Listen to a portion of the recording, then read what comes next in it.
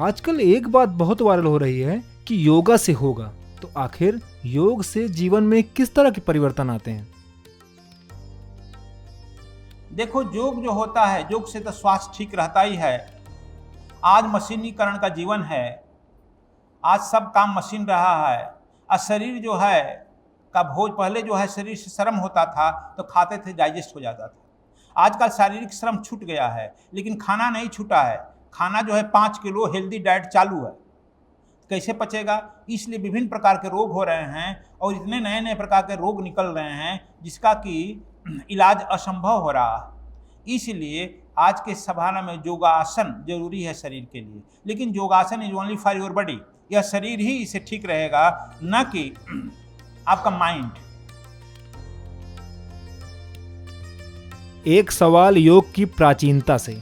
क्या जो योग आजकल पार्कों में, विश्वविद्यालयों में, बड़े बड़े ऑडिटोरियम आदि में हो रहा है, क्या यही योग हमारे शास्त्रों में बताया गया है, या योग शब्द कुछ और अर्थ प्रदर्शित करता है? देखो, आप फिर योगा लिखा है, कहीं योग लिखा है। मैं बोल चुका हूं कि योगा शब्द नहीं है, योग शब्द है।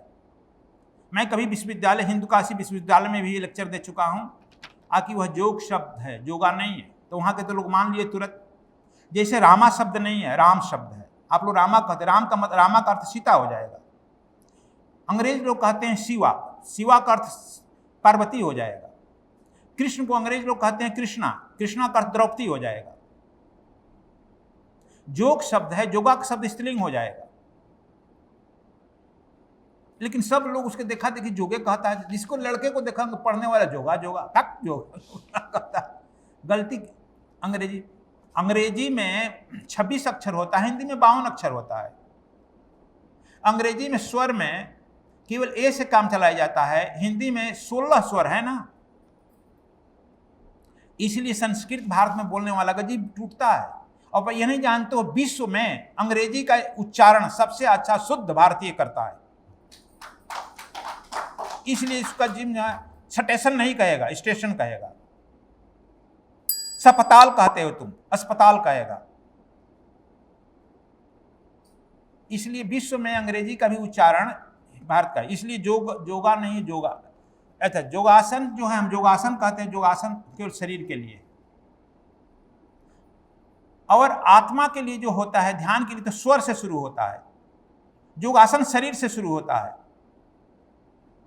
कबीर साहब तो कहते हैं, शरीर हिलाए मुक्ति न होई। शरीर हिलाना पड़ता है ना, इधर करो उधर कर दो, ये मुक्ति का साधन नहीं है। और सारे योगासन जो हैं पशुओं और पक्षियों के नाम पर है। व्याघ्रासन, गरुड़ासन, भुजंगासन है कि नहीं है? सब पशु पक्षियों के नाम पर है। तो क्या इतना आसन व्यायाम करके पशु बनना चाहता है या पक्षी बनना चाहता है? क्या बनना चाहता है?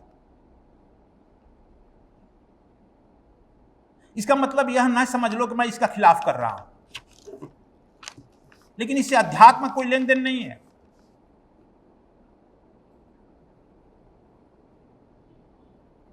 यह शरीर के स्वास्थ्य के लिए है, मैं भी करता हूं। लेकिन सारे योगासन को देखना पशु और पक्षी के नाम पर है। बहुत बुद्ध पुरुष कहे हैं, भगवान बुद्ध तो नहीं करते थे योगासन, महावीर नहीं करते थे। जो स्वर साधना करता है, अपने को साध लेता है, वह जो है मुक्ति का दरबार खोलता है। और योगासन केवल शरीर के लिए खोलता है, जैसे पहलवान लड़ता है शरीर के स्वास्थ्य के लिए। लेकिन इससे परमात्मा और मुक्ति का कोई संबंध नहीं है। केवल तुम इसी को जोगा जोगा कहते हुए करते रहेगा, तुम्हारी बुद्धियां निश्चित रूप से पशु और पक्षी के तुल्य बन जाएगी। फिर तुम इसका उल्टा अर्थ मत लगा देना, कल योगासन दिवस है। मतलब है कि यह जो है बिल्डिंग है, ठीक है, इसको रिपेयर करना चाहिए। इसका मतलब कि रोज बिल्डिंग के सफाई में ही मत लगो रहे हो। इस बिल्डिंग में रह करके परमात्मा का ध्यान तो करो। शरीर रूपी एक बिल्डिंग है, इसकी सफाई जरूरी है। नियत समय पर स्नान करना चाहिए, योगासन करना चाहिए, वॉकिंग करना चाहिए, जिससे शरीर तो स्वस्थ रहे। लेकिन इसका मतलब नहीं कि इसी में लगे रहो, काम ही ना करो। जिस तरह से बिल्डिंग की सफाई और बिल्डिंग की देखते हो हमारे यहाँ भी सुबह शाम होता है, ठीक करो, वह शरीर की स्वस्थता के लिए, लेकिन परमात्मा के लिए स्वर से साधना करो, और स्वर जब तुमको ले जाएगा तुम्हारे अंदर जो है वह द्वार खुल देगा, जहाँ योग, उसको योग कहते हैं। जब तुम्हारा आत्मा और परमात्मा से मिल जाता है तो योग कहलाता है, वह योग पूरा होगा। विष्णु पुराण इसी को कहता है, नारद पुराण भी इसी को कहता है, आकि जब तुम्हारी आत्मा परमात्मा से मिलती है तो कबीर साहब कहते हैं मैं था तो हरि नहीं, अब हरि है मैं ना, अब तुम हरिमय हो गया, योग पूरा हो गया। ऋग्वेद कहता है सर्वम जयते ब्रह्म, तुम ब्रह्म को दर्शन कर लिया और चारों तरफ अपने ब्रह्म को ही देख रहा है तो जीवन मुक्त हो गया, योग पूरा हो गया। यह योग कहलाता है। लेकिन दुर्भाग्य की बात है कि हम योगासन को योग कहने लगे हैं, और कॉलेज के पढ़े लिखे लोग, पढ़े लिखे सब पढ़े लिखे लोग योगा योगा कह रहे हैं। इसलिए मैं समझाया कि योग में योगासन में अंतर समझ लेना चाहिए। योग का अर्थ होता था जोड़ना। कबीर साहब भी कहे हैं और भी कहे हैं, पंडित गाँव हूं मंगलाचार राम द्वारे आए भातार, भोजपुरी में बोल रहे हैं। कहते हैं अरे पंडित मंगलाचार गाओ, क्यों? मेरी शादी हो रही है और राम आ रहा है, भतार भव से तारने वाला, भोजपुरी शब्द में भतार कहते हैं, भव से तारने वाला आ रहा है और उससे मेरी शादी होगी। तो वहां पर कौन पंडित मंगलाचार करेगा? ब्रह्मा से कम मंगलाचरण नहीं करेगा, उसको अनाहत योग कहते हैं। और अनाहत सुनो हो भाई, हद से बेहद ले जाए। जब ब्रह्मा उच्चारण करता है तब वह आत्मा परमात्मा की शादी होती है। तब जो है तुम्हारे अंदर 7 तरह के वाद्य बजते हैं, 7 तरह के अमृत के वर्षा होते हैं, जिसको हमने अनाहत योग के द्वारा बताया है और खिचड़ी मुद्रा के द्वारा बताया है कि अमृत की वर्षा होती है। तब तुम जो है जीवन मुक्त हो जाते हैं, तब योग की घटना घटती है। यह योग है। योग जो है भारत की प्राचीनतम खोज है। और योग जो है अभी तक झगड़ा है, परमात्मा कैसा है, क्या रूप है, इस पर झगड़ा है ना। परमात्मा राम है, कृष्ण है, तो कोई कहेगा नहीं बुद्ध है, कोई कहेगा महावीर है, कोई कहेगा नहीं क्राइस्ट है, कोई मुहम्मद है। स्वरूप पर झगड़ा है। गीता भी कहती है कि how will get the God, Gita पर कोई झगड़ा नहीं। योग भी यही कहता है परमात्मा को कैसे तू उपलब्ध होगा, परमात्मा के स्वरूप का वर्णन नहीं करता है। यह योग है।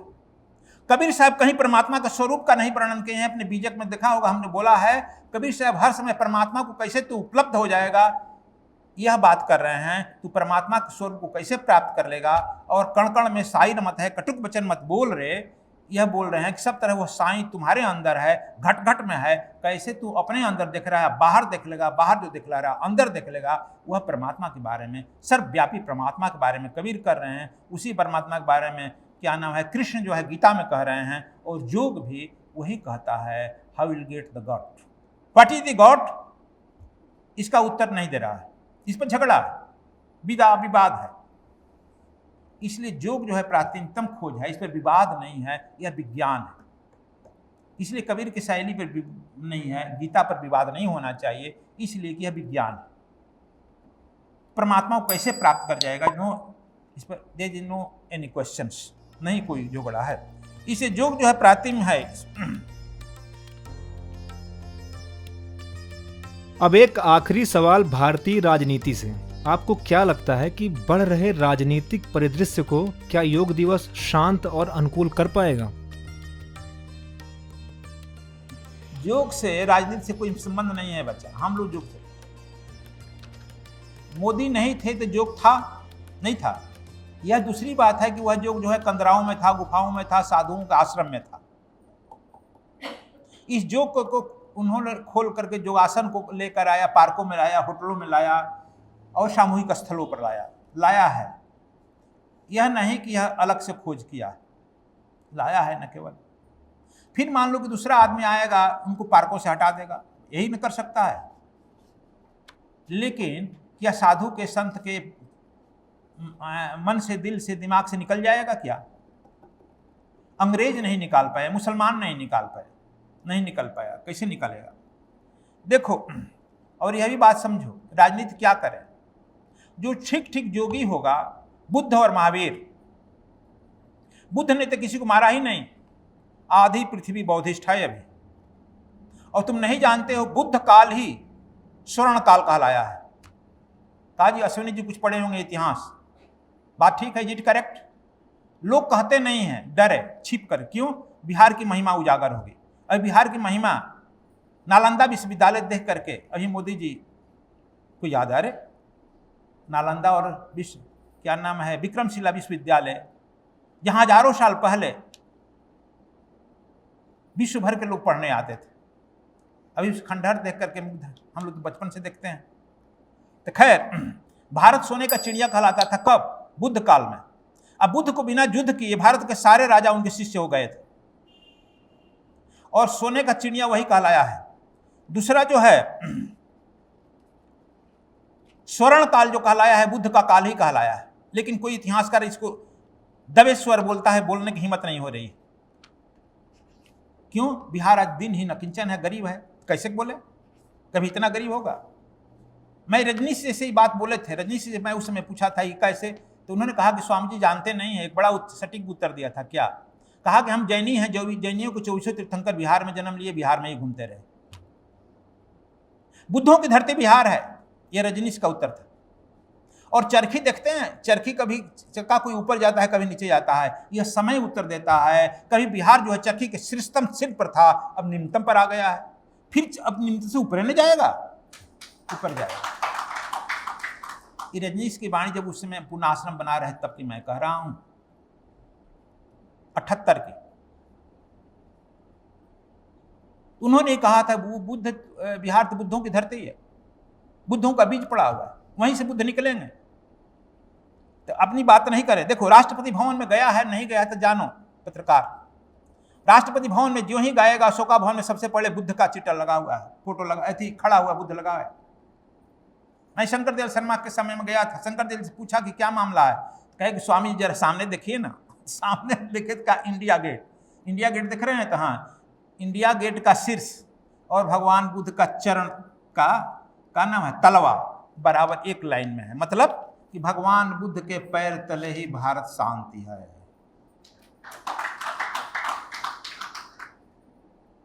राष्ट्रपति भवन में और कहीं कोई मूर्ति नहीं लगी है बुद्ध के सिवा। जब सीढ़ी पर चढ़ेगा ऊपर, 1000 हाथ वाला बुद्ध इस तरह आशीर्वाद दे रहे हैं। कोई गाइड नहीं बताया, शंकरदेव शर्मा ने हम सबने बताया। हाँ, कि इसका मतलब कि देख 1000 हाथ वाले बुद्ध, जब विदेशी लोग आते हैं ऊपर यहाँ पर तो देखते हैं कि 1000 हाथ वाला बुद्ध उनको आशीर्वाद दे रहा है। जो आदमी बुद्ध होगा, शुद्ध होगा, आशीर्वाद वही न देगा स्वामी जी, और कौन देगा आशीर्वाद? किसी देवी देवता का फोटो नहीं लगा। जब ऊपर गए तो देखे कि जहां विदेशी लोगों को पार्टी देते हैं, वो पुराना तुरंत नया नया सोफा रख रहा है सेट ना, पुरानी कुर्सी लगी है हाथ वाली, पुराना टेबल लगा है, वहां पर एक बुद्ध का बैठा हुआ मूर्ति है। हमने कहा सब, इसका मतलब कहा कितना बड़ा रहेगा, बैठ जाइए कुर्सी पर। देखिए, हमने कहा यहाँ पर देखिए भगवान बुद्ध का अंगूठा जो है ना आपके पैर के ऊपर रहेगा। माने जो भी विदेशी मेहमान पाएंगे, आएंगे जाएंगे, भगवान का अंगूठा के तले उनका सिर रहेगा, तब उनमें शांति रहेगी, शांति का संदेश रहेगा, तब शांतिपूर्वक निर्णय लेंगे अपने विश्व को।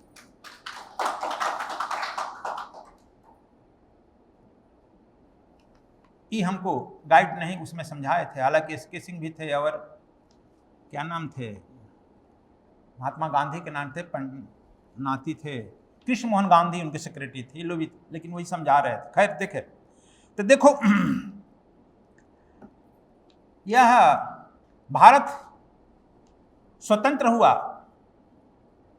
भारत का सिंबल क्या बनेगा? अशोक स्तंभ बनेगा। कहां से आएगा? बुद्ध का मंगाना लो।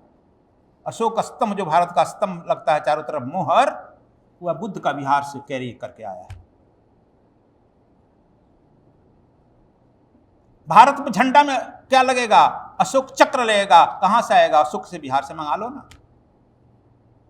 भारत के झंडे में अशोक चक्र लगा है। यह बुद्ध की धरती की देन।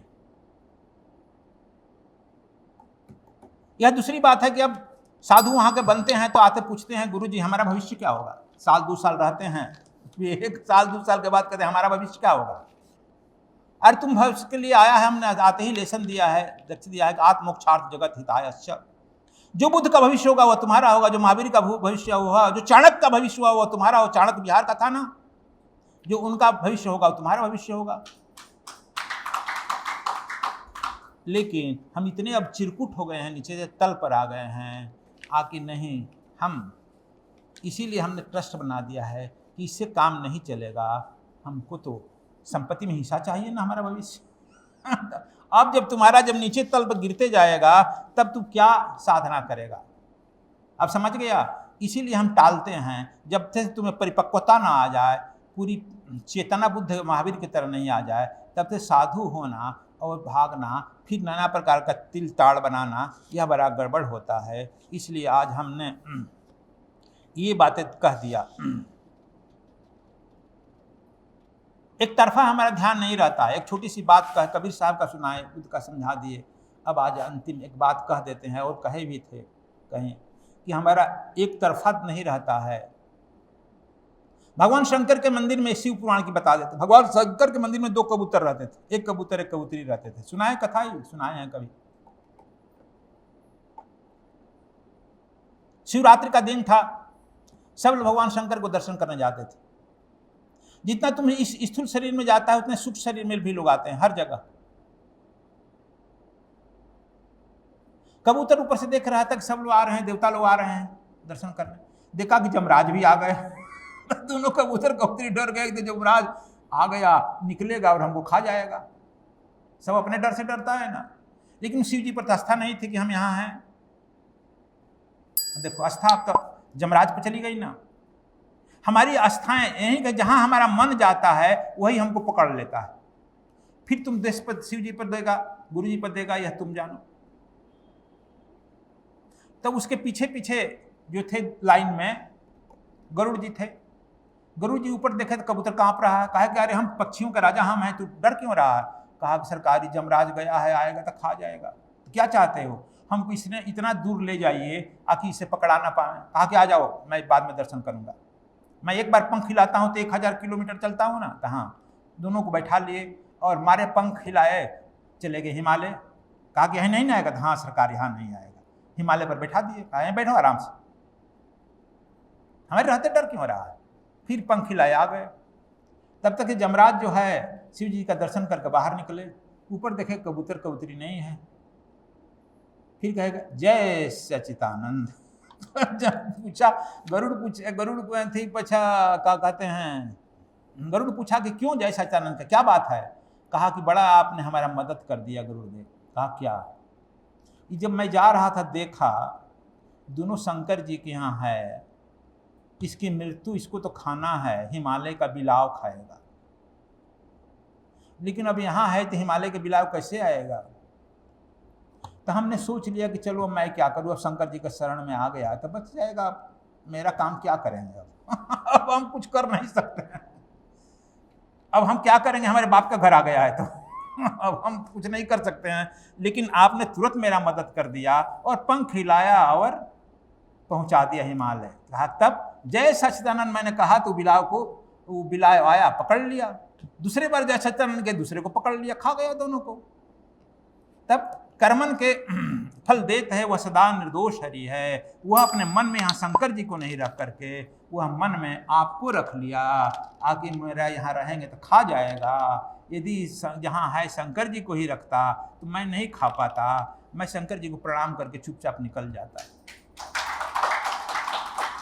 तो हमारा मन डगमग डगमग करता है, ये पता नहीं बचाएंगे नहीं बचाएगा। अभी हमारा जात भाई आ गया है, हित मत आ गया, बचा लेगा तो बचा लिया ना। इसीलिए कहते हैं कि एक दृढ़ रहो, एक चित्त रहो। संसार एक तरफ से दूसरे तरफ हो जाए तो हो जाए, डगमग छाड़ दे मन बावरा। लेकिन हम लोग डगमग नहीं छोड़ते हैं, दृढ़ करते इच्छा रखो।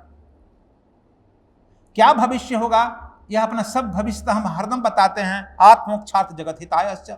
आत्म मोक्ष के लिए आपको हर दिन साधना करनी ही है। जो भी काम करो संसार का काम तो करो, लेकिन यह भावना रखो कि मैं जगत हित के लिए करता हूं। बस काम, मामला खत्म। तुम समझ लिया कि मैं नौकरी के लिए करता हूं, तुम समझ लिया कि नहीं मैं करूंगा तो पैसा मिलेगा, तुम समझ लिया कि नहीं करूंगा, वही तो काम करो, लेकिन भावना रखो जगत हित का, राष्ट्र की चेतना का। चाणक्य भी तो वही किया, चंद्रगुप्त भी तो वही किया, बुद्ध भी तो वही किए। बस भावना बदल देना है। भावना से ही भाव समाधि मिलती है। भावना हमारा बनता और बिगड़ता है संसर्ग से। देखो गलत आदमी, जमराज का संसर्ग, गरुड़ देव का संसर्ग होगा, लेकर उठाया हिमालय पर बचाने के लिए, बचा दिया ना, पकड़ा है, पकड़े रहो। हम किसी गुरु के साथ, गोविंद के साथ भी रहते हैं शरीर से, लेकिन मोबाइल से लग जाते हैं, कहीं और चैटिंग करने लगते हैं, मन हमारा कहीं और चला जाता है। मन जहां जाएगा वृत्तियां वहां चली जाएगी ना, वृत्तियां जाएगी जहां, फिर तुम्हारी दोष बदल जाएगा, दोष हो जाएगा ना।